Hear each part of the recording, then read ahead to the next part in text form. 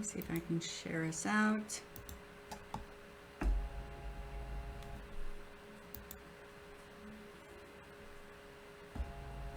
Alright, so I'm going to try and share us to other pages, but I'm not sure that I can, so let me see.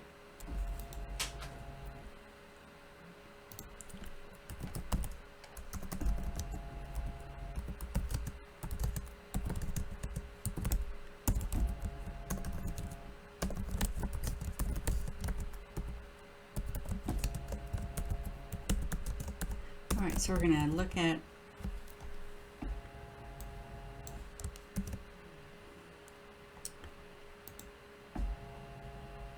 sharing this out.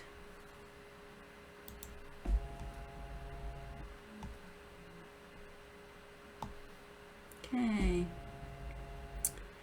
Oh my gosh. I know, Sam. Sorry, we had some technical difficulties. So thanks for joining.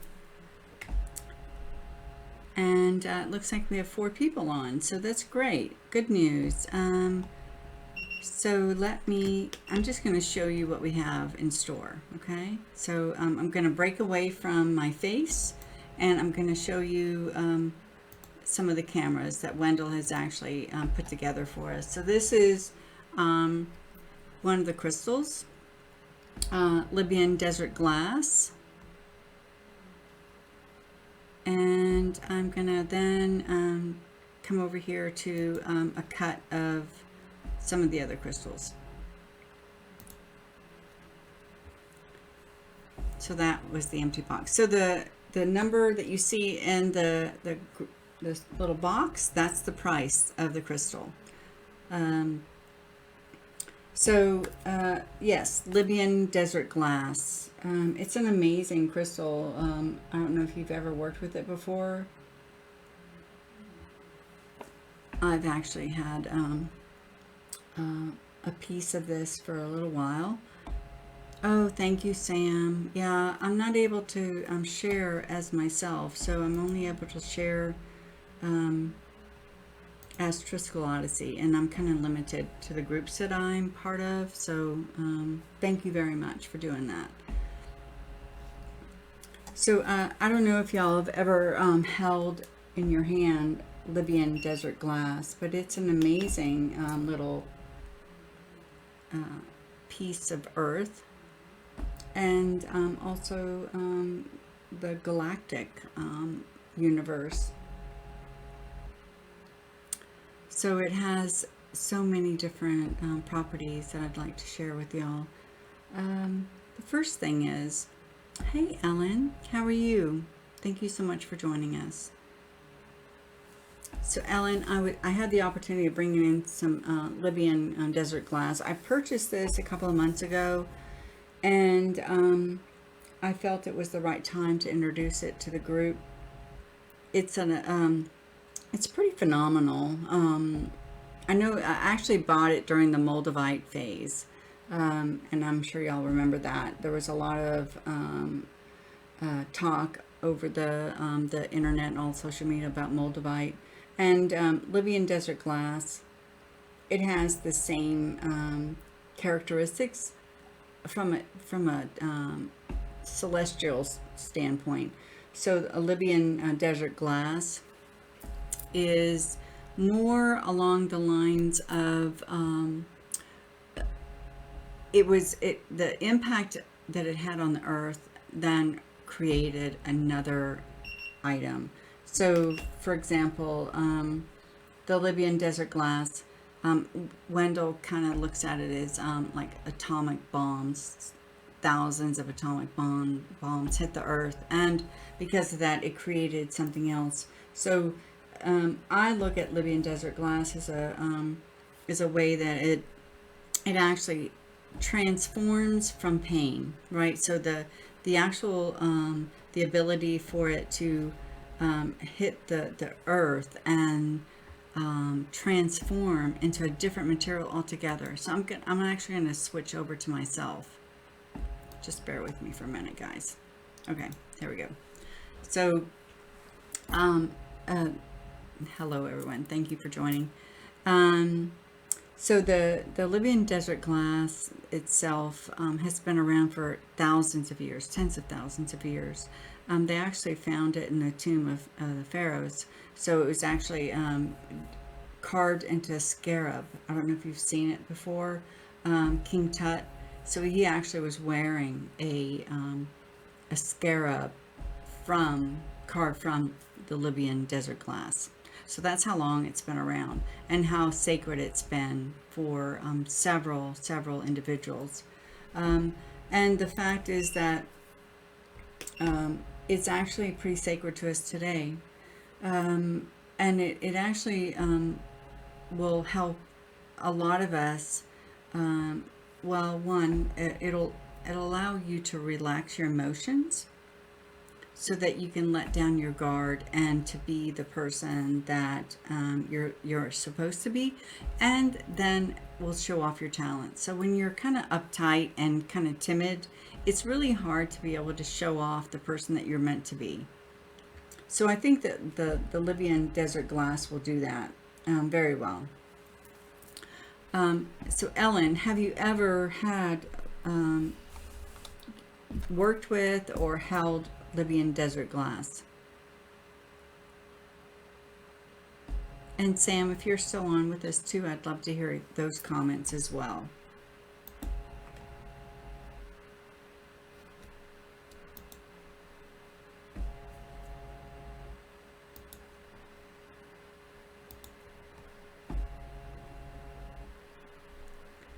Let's see, I'm going to do a little bit more sharing just to see if there's anyone else out there that would be willing to listen to the my rendition of Libyan desert glass.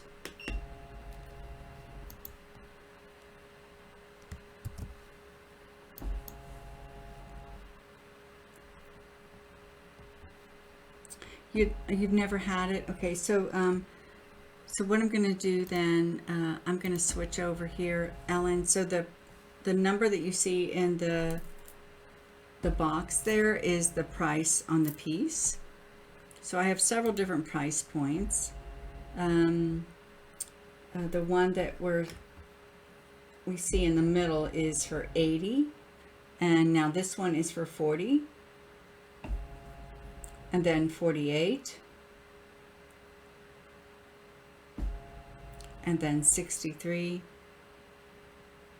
and so on. So when you see a number in the box, that's the price for the Libyan desert glass.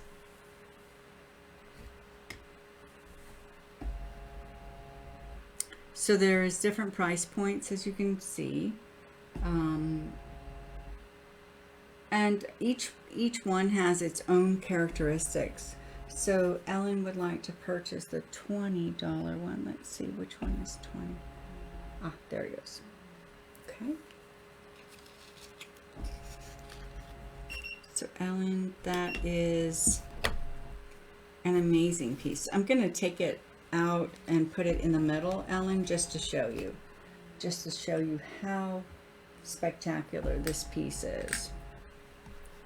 So bear with me. I'm going to show Ellen the piece that she just purchased. So Ellen, that is the Libyan glass that you just purchased. So that is a wonderful piece, and it's actually the perfect place or part to actually put into a pendant. So if you are of a mind to wrap that, that's actually a really good piece to start with.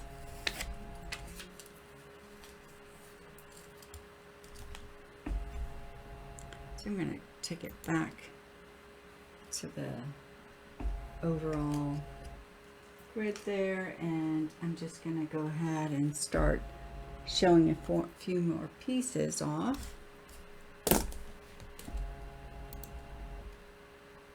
Hey Carlos, how you doing?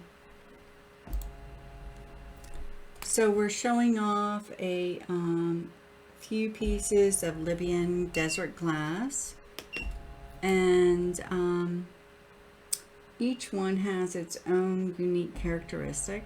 So what you'll see, Carlos, and hello, Linda.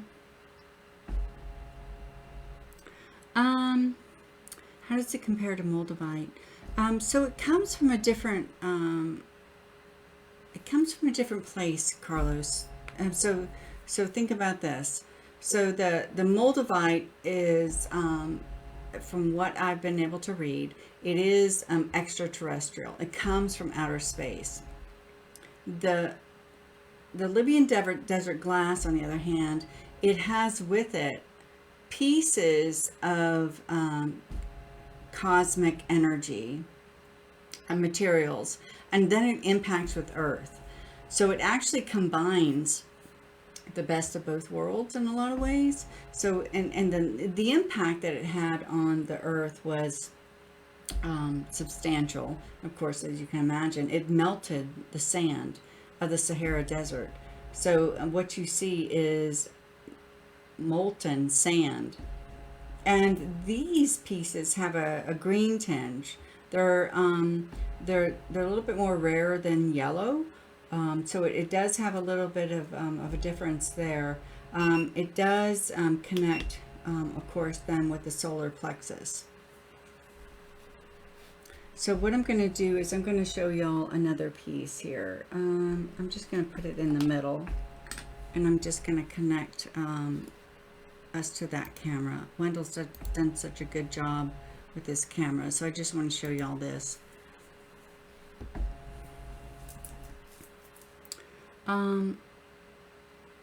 Yeah, hey Linda, so I'm so happy to see you on the show. So what I'm looking at now is a piece of the glass that has a little bit of, let me show y'all here. It has ridges right along here, and then it actually has a curve to this body here. So the impact that you can imagine. Hey Christy, it is Libyan desert glass, and the piece that you see before you is 72.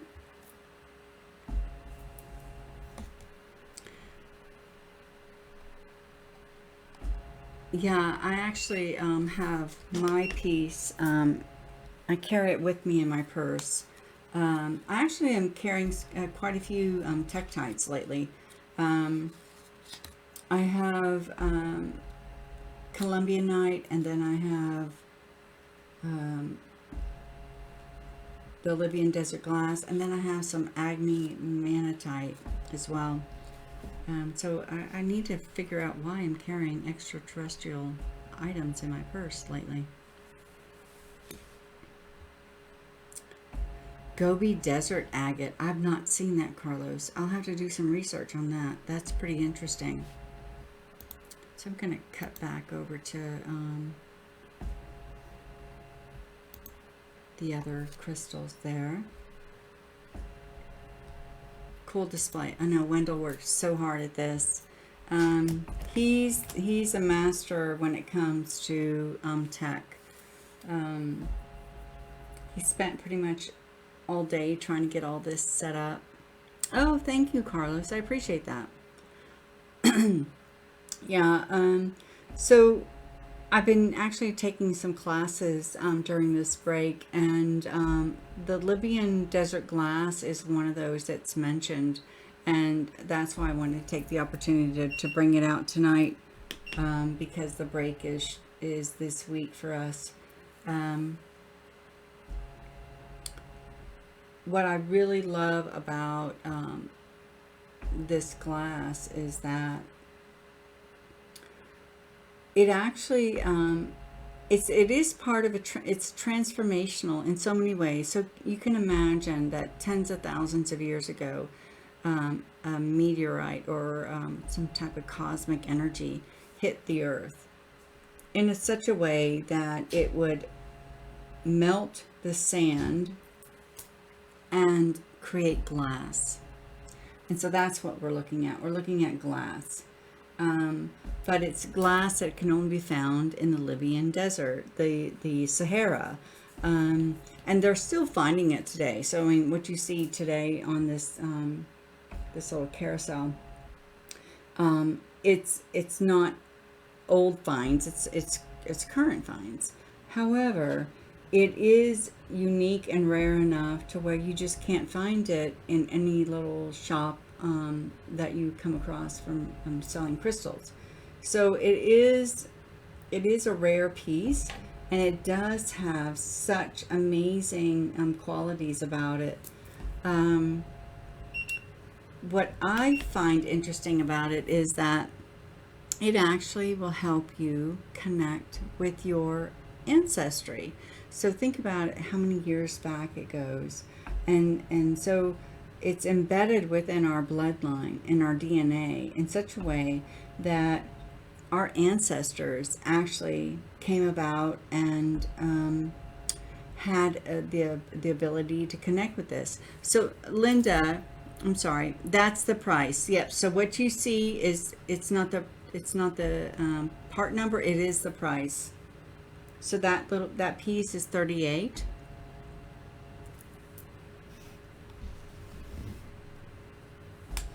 So because it connects with our ancestry, we also are able to heal the ancestral wounds. So it's being brought forward to us. So what our ancestors saw, what our ancestors were able to connect with, we also now have the ability to bring into our collection and, you know, use it as a transformational tool. It's a way of giving us a greater understanding about what occurred in our past so that we can heal that and move forward. Because I know that right now, so many of us are carrying ancestral wounds, and we're, it's the sins of the father. I'm sure y'all have heard about that saying. And I think that's so true today, that what we see is things that have occurred happening today or has occurred in the past, and that we have the ability now to correct that and heal that so that we heal our ancestors as well as our descendants. There was a piece that I wanted to show y'all, and let me take a minute to do that now. Let's see here. Where is it? This one. I'm going to take a minute and just cut to individual pieces. So Wendell did such a good job with putting this together for me. I want to make sure that I highlight those that area in the middle of the turntable, to where you can see the crystal as it's highlighted in its individuality.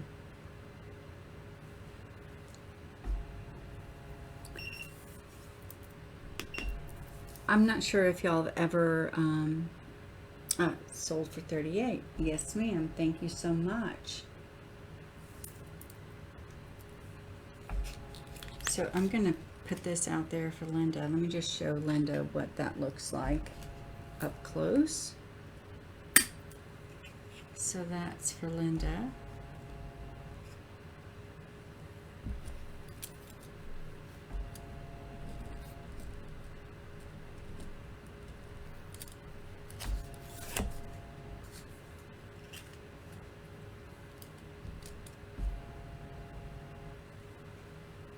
And Linda, I have to say that I love the shape of this piece.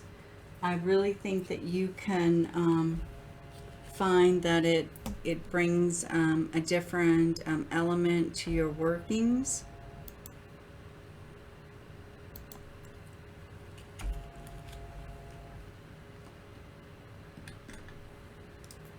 Thank you very much, Linda.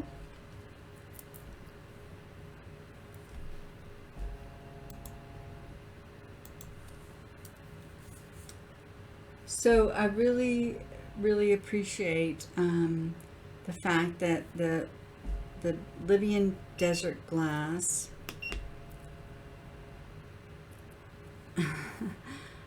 It relaxes your emotion. I mean that. So let me explain how what I mean about that.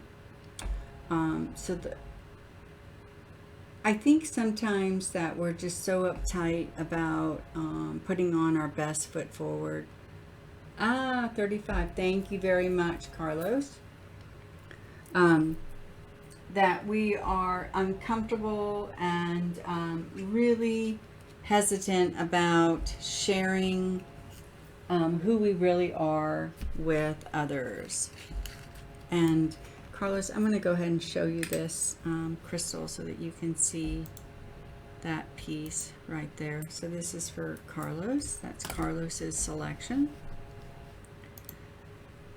So I'm sure that y'all have had instances where you've shared an intimate detail about yourself, and you immediately felt uncomfortable and you wanted to take back the words that you just gave to others. And it was almost like you gave them an opportunity to not just see below your surface, which a lot of us, I mean, we put up guards and shields all the time, but it was a way for you to extend that core being of you, and you were hoping that the people that would be part of that presentation would cherish it as it was offered, which it's a very uncomfortable experience opening up to people.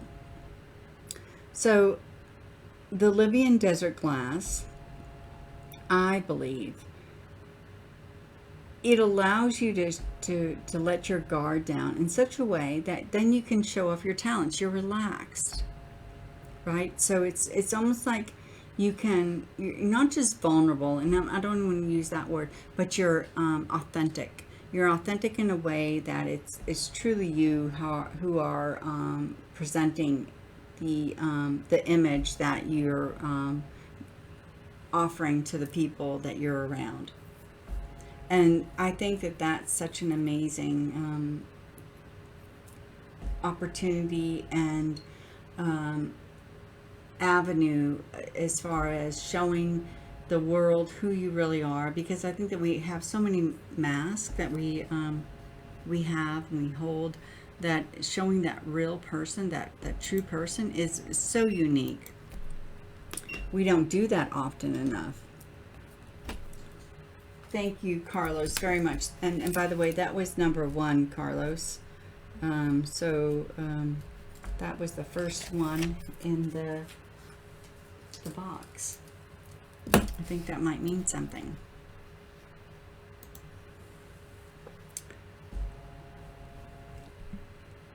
Oh, Carl. Okay, so Sam, every time I hear about crystals like this, I wonder if Edgar Cayce has ever worked with them. I looked up and he has. There's plenty to read. I can imagine. So,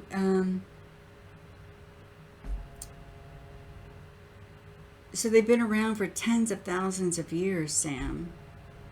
So the possibility for our ancestors, the enlightened ones, to have worked with crystals such as this is very possible, and the likelihood is extremely strong that they were able to. Oh, of course I will. Hey, Sheila, I just saw you pop in. Of course I will. Do you have a price point, hon? I want to make sure that I stay within the realm of what you're comfortable with.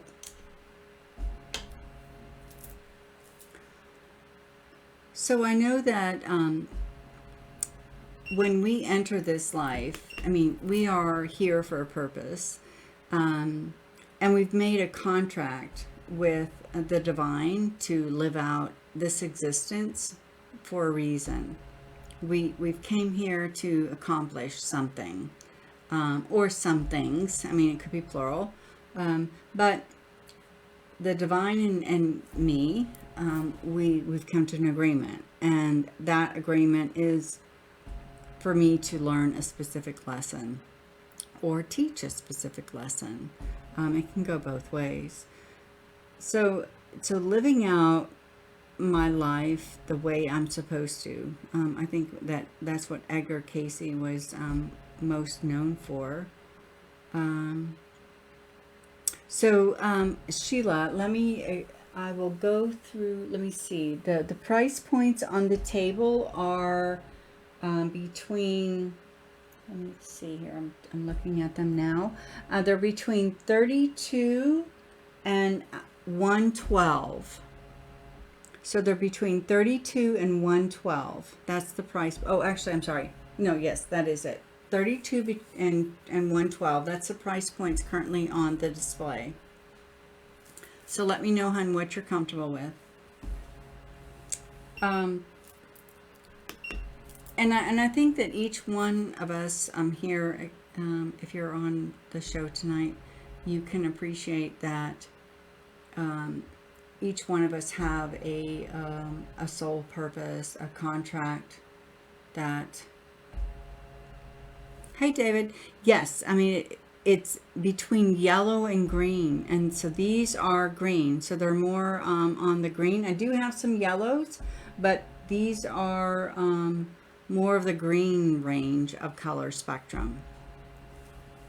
Yeah, so you'll actually see them. Some of them are actually brownish.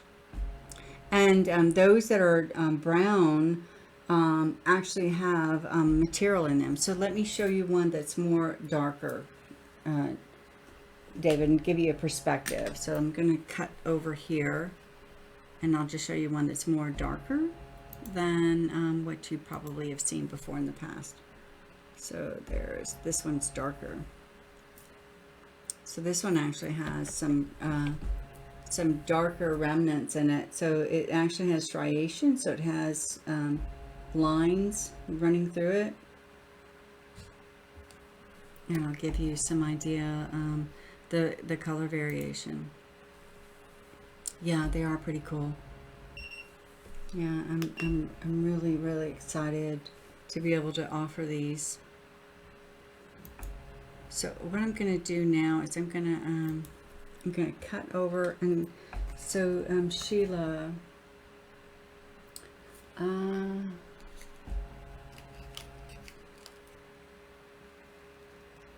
so Sheila, I'm going to show you the one that I think.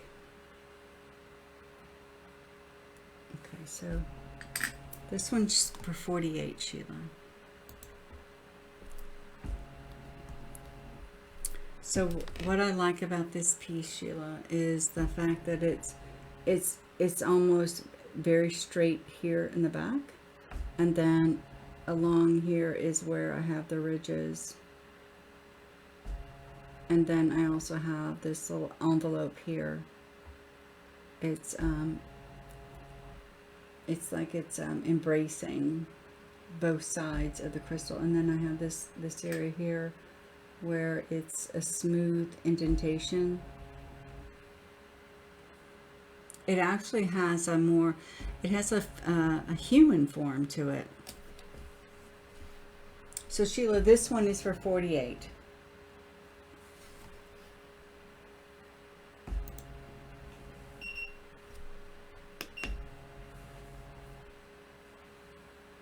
So if you're pleased with my selection, then I think we'll call that one. Okay, perfect. Yeah. I like it too, Sheila. Thank you, hon, for trusting me to choose that for you.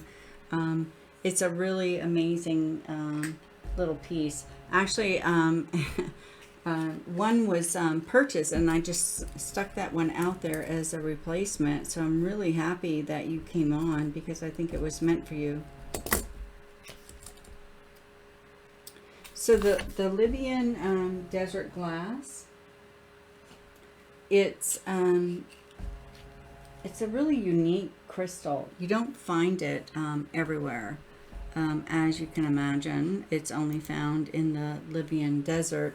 I had the opportunity of going to the Middle East, and I've also been to the White Sands here in New Mexico. So the sands themselves are extremely different, and the culture, of course, would be different. But the fact is that it's such an an awesome perspective from how it was created, and the fact that it was a violent transformation. Okay, I'll have to ask Wendell if he has anything. I don't know if he does, Sheila. I'll ask him. So think about this: the transformation that occurred with this sand when the meteorite hit. It was such an explosion that it had no choice but to change.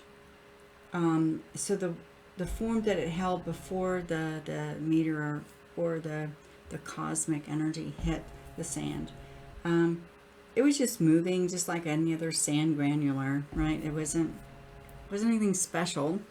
And then all of a sudden, instantaneously, its destiny changed. It was no longer a piece of sand. It was a piece of glass. Oh, Sam, I can imagine it would. So, I mean, the crystal that I have in my, I have a medicine bag of stones that I carry around with me. Um, so I'm going to think about that piece. So, if you were to meditate or to sleep with the crystal and try and absorb some of its power and its communication, what is it trying to communicate to us, right? um, I believe that the meaning and the information it's trying to impart to us is that it's the you need to learn how to work with what you currently have, but also attached to what you're currently working with is the work of your ancestors. So my mother, my grandmother, my grandfather, my great great grandfather, they worked and provided and brought forward dreams, ideals, issues, right? I mean, we all have issues that we carried forward. Um, so why is that? What are we trying to learn from that? What do we need to learn from that? So I think that that's one thing that this Libyan desert glass is going to be really useful for, is that when you are relaxed, oh, thank you, Ben. When you're relaxed and in a dream state, that's when possibilities occur. So at that point, you're able to, I'm going to switch over to myself here. So when you're relaxed and when you're in a dream state and you are contemplating, your past, your present, your future, and that's what happens in your dreams, you're open to divine intervention at that point. So I believe that the Libyan desert glass will bring forward the possibilities, and it'll allow us to have a greater understanding of what we can achieve, because as I mentioned earlier, it's a violent transformation. And violent isn't bad in a way that certainly it probably was abrupt, but it was one of those impacts that we have no choice but to change. So it's something we've been struggling with, and we know that we need to be different, but we just haven't had the consideration or the initiative to make that change. Libyan desert glass is going to take that decision from you. It's going to say, okay, you need to change. You need to change. So you're changing now. And that's where I think its strength is. It's ripping that hesitancy from you. And if you're like me, and there are things about myself that I wish were different, the Libyan desert glass is going to say, okay, enough talk. Let's do this. And you know, in an instant is where you're going to be different. And I think that's a good thing, especially when you have the highest intentions. And I think that that's what we all, at least on this show, strive for. You know, the highest intention. So, yep, that's what I think that the Libyan desert glass can teach us, is how to shift our reality, how to change and transform into that person we should be in an instant. Because, I mean, it's one of those stop talking and start walking.